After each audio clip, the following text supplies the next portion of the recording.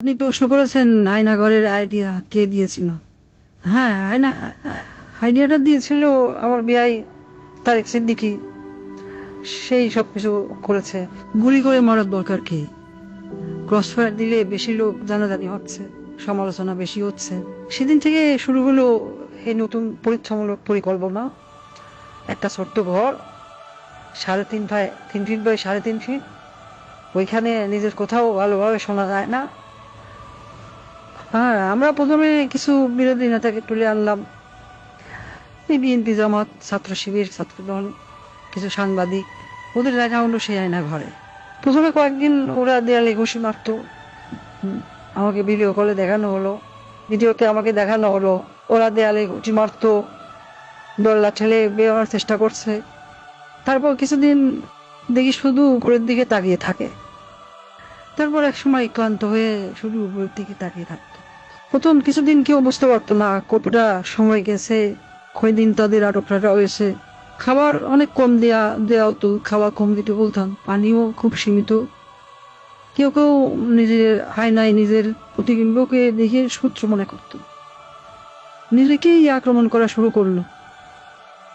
নিজের দেয়ালে নিজের হাত দিয়ে ঘুষি মারলো, হাত রক্তাক্ত করলো।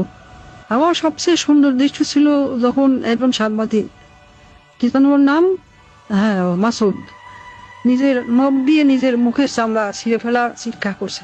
আমার পছন্দ হলো।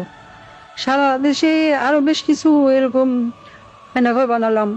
যুদ্ধপরাধী রাজাকার ছেলে মেয়েদের সেখানে বন্দি করতে বললাম। মাঝে মাঝে দুই একজনকে ছেড়েও দিতাম।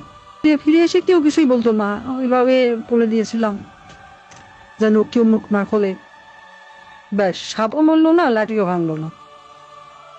মানুষ ভাবলো যান বাঁচাতে স্বেচ্ছায় আত্মগোপন করেছিল, কিন্তু আমার আসল শক্তি ছিল প্রচারণায়। আমার দলের নেতাকর্মীরা, তারাও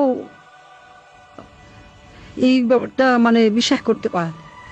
সত্যকে আমরা এমন ভাবে ধামাচাপা দিয়েছি কেউ বিশ্বাসই করতে পারছে না আয়নাঘর আসলে ঘর বলতে সত্যি কিছু ছিল। আমি হাসলাম, কারণ কেন জানেন, একবার যদি সত্য মিথ্যাকে আর মিথ্যাকে সত্য বলে চালিয়ে দেওয়া যায়, তাহলে আর কিছু করার দরকার নেই।